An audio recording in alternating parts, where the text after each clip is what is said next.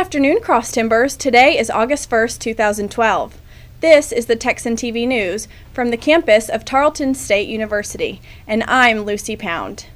In today's headlines, campus surveillance leaves questions among students, document security breach at Tarleton, second session of duck camp begins, Granbury native becomes Olympic world record holder, economic tips for incoming freshmen, and now today's top story. Do you ever get the feeling you're being watched? If you are on Tarleton's campus, you are.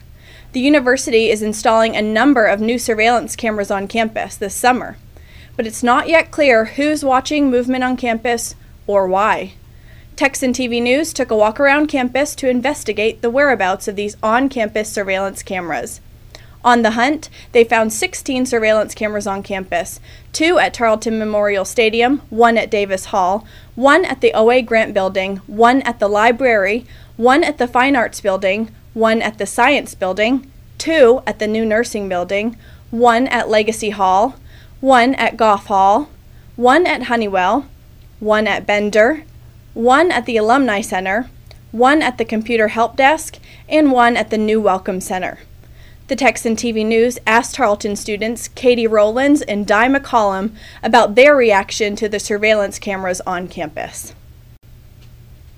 I don't mind the surveillance cameras. I like them to have at night, but as long as they're not in my bathroom, then I'm okay. But yeah, I would like to know who's watching me though. That's kind of weird. Yeah, I didn't even know there was computer surveillance cameras on campus. I think that they should have notified all the students on campus that if they were going to be doing it, letting us know who was going to be watching us, because it's very technological these days and anybody can just get onto there and mess with it, find people, Students were also given an opportunity to voice their opinions on Facebook, where Tarleton senior Hannah Clary sounded off by saying, "I would like to know. I think it's all right to see who is watching us and where they're watching us at." Tarleton Police Chief Justin Williams and Assistant Vice President of Marketing and Communications Janice Horrock did not respond to an email about the cameras last week. Williams' office said he was out of town this week until Monday. The university also has not yet responded to an open records request for information about the cameras and says they will respond to the request tomorrow. Stay tuned for an update on this issue as information arises. In Tarleton news, Tarleton is continuing to investigate an incident Tuesday in which financial aid documents containing former 1997 to 98 students' information, including social security numbers, were scattered across Lillian Street while being transported to an undisclosed location. Janice Horrock, Tarleton's Assistant Vice President for Marketing and Communication, issued a statement saying that all retrievable documents have been secured. It is not clear whether the university knows the identity of all students whose identifying information was compromised or if any documents were lost. Duck Camp is starting its second season on Friday. Noel Levitz, a consulting firm for Tarleton, recommended the cancellation, but there was no plan to let go of this tradition. According to Mike Barnett, a coordinator for summer transitions and family relations, said the conversation about the camp was only about if Duck Camp was living up to its full potential. To ensure more incoming freshmen experience this tradition, Duck Camp has made some changes to improve the quality of student experience. Kaylee Carlisle, a junior and summer transition coordinator, reported on the changes. "There are 3 sessions instead of 2 this year. This is a big deal so we can reach more freshmen," said Carlisle. There are 1,700 incoming freshmen to Tarleton, and according to Carlisle and Chance Serta, another summer transition coordinator, this session of Duck Camp is the largest number of freshmen Tarleton has ever seen, with a total of 1,100 students attending. One of the main changes to Duck Camp was to make the camp seem more comfortable and intimate.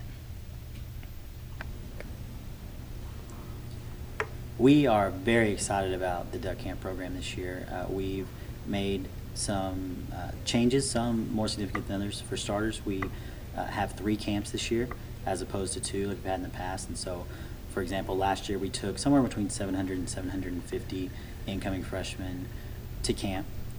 between our two camps, and now having 3 camps as of today, and registration is not even completely closed.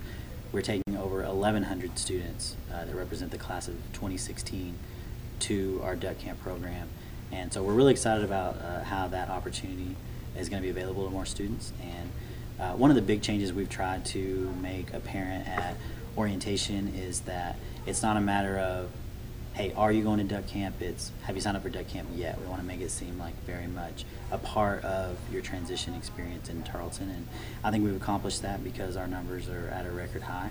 And in addition, we just, when it comes to the program itself, we have really focused on making sure that it's a very comfortable environment for students, and overall we just have made a very concerted effort as a staff to make sure that it's not an environment that would make anyone feel intimidated, uncomfortable, and because of that, I think we have a more effective program, and one that students come away from feeling like they really have formed some close relationships with other members of the Tarleton family. There will also be an assessment that each camper will complete called a Strengths Quest.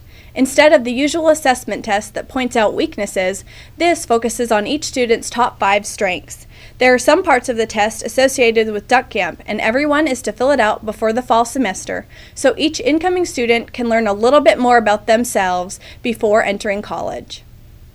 The 2012 Olympics has been a main staple across news headlines, but the spotlight is on one athlete in particular. Congratulations to Dana Vollmer of Granbury for her world record-breaking win at the 2012 Olympics in London on Sunday night. The Granbury native solidified her place in the record books by swimming the 100-meter butterfly in 55.98 seconds, being the first woman ever to swim sub-56 seconds in the event.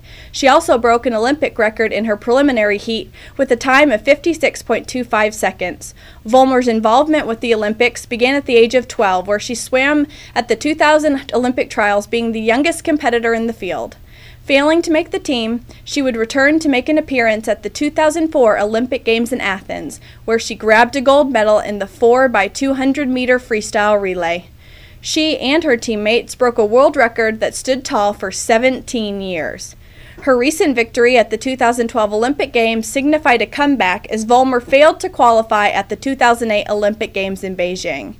Being a former member of the Fort Worth area swim team, also known as FAST, Vollmer is receiving an enormous amount of supporters, not only in Granbury, but in the DFW Metroplex as well. In celebration of Vollmer's achievements at this year's Olympic Games, the mayor of Granbury, Ricky Pratt, has announced that August 4th and 5th will be Dana Vollmer Free Swim Weekend at the Swim Center, which is named in honor of the Olympian. The celebration will be during the normal pool hours and is open to all Hood County residents. Continue to watch Vollmer and her USA teammates at the 2012 Olympics to see if more records will be broken. A thriving college town, Stephenville and its economy has stood its ground and even flourished in hard times thanks to its college town roots. Last year, the incoming freshman class set a record for the most incoming freshmen in Tarleton State University's history. This has not only benefited the school, but the town as a whole. This year's freshman class is larger, breaking last year's record. Jobs and money are plentiful, just slightly hard to get due to the high number of students and limited number of businesses. Texan News interviewed local students who offer ideas and tips for getting the sought-after jobs. I would say for the most part, compared to the rest of the country, that the economy in Stephenville is actually doing really well. I have family up in Washington, and there a lot of prices for things are a lot higher, and the job availability is a lot lower.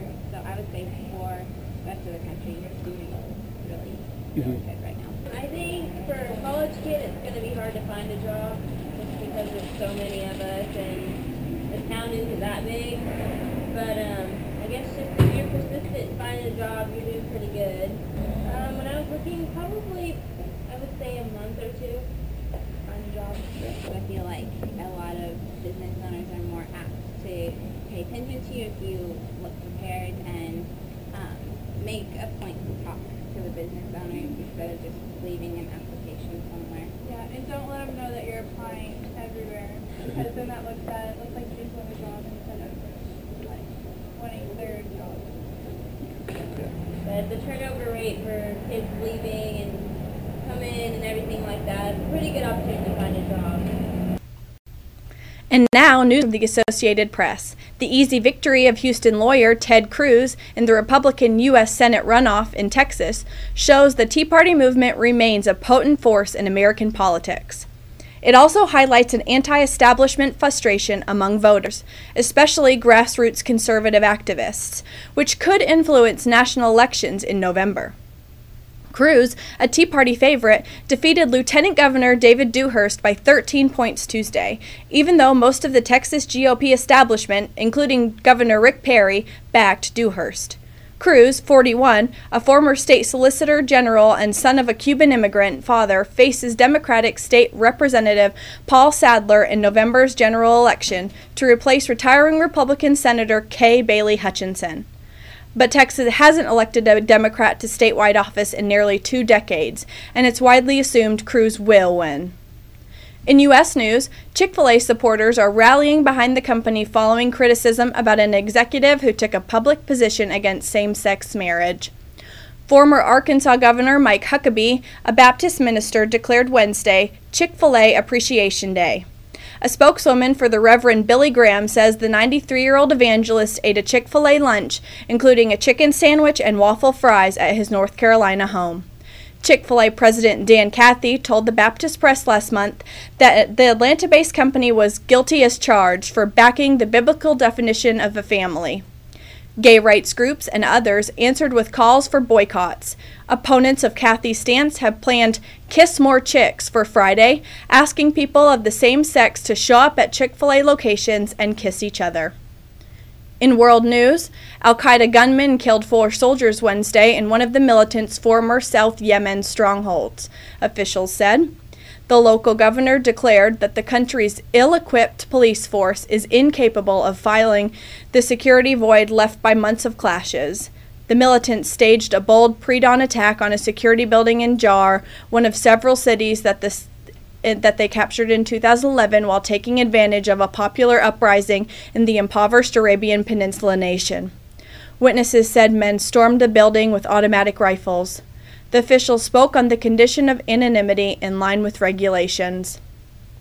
The Army recaptured Jar in June after a 2-month offensive backed by U.S. advisors, but many militants fled to nearby mountains and continue to launch attacks there and elsewhere in the Abiyan province. Wednesday's attack came as the Defense Ministry announced it was redeploying thousands of troops to the south to prevent al-Qaeda from retaking lost territory. Yemen's ongoing power struggle also undercuts the security forces' capabilities. The day before the attack, the headquarters of the Interior Ministry, which manages the police, was ransacked in the capital, Sana'a, in a bloody takeover by policemen loyal to the country's ousted leader, Ali Abdullah Salah, who stepped down 6 months ago. At least 15 people were killed and 43 wounded in the attack, officials said. In sports, Indonesia's Olympic team leader says 8 female badminton doubles players have been disqualified from the London Games after trying to lose matches to receive a more favorable place in the field. Eric Thoher tells the Associated Press on Wednesday that the Indonesian team will appeal. The Badminton World Federation investigated 2 teams from South Korea and 1 each from China and Indonesia. It accused them of not using one's best efforts to win a match and conducting oneself in a manner that is clearly abusive or detrimental to the sport in matches Tuesday night. Today's weather is sunny and hitting 102 degrees with 40% humidity. Today's broadcast was produced by Kylie Woodman, Matt Lennox, Jenny Klein, and Travion Davis. The engineer was Matthew Mills. Photographs for today's broadcast came from Lucy Pound and NBC News. Videos provided by Lucy Pound, Kylie Woodman, and Matt Lennox. You can follow us on ustream.tv/user/Texan News Service. Don't forget to tell your friends about us and become a fan of Texan TV News on Facebook. I'm Lucy Pound. Tune in Wednesdays for the latest news from the Tarleton State University campus in Stephenville, Texas.